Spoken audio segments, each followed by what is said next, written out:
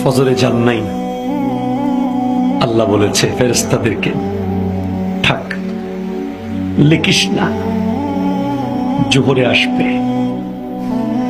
আমার বান্দা তো, আল্লাহ পানি বন্ধ করে দেব, না না না, আমার বান্দা। খানা বন্ধ করে দেব, না না না, আমার বান্দা। আমি না গাফফার,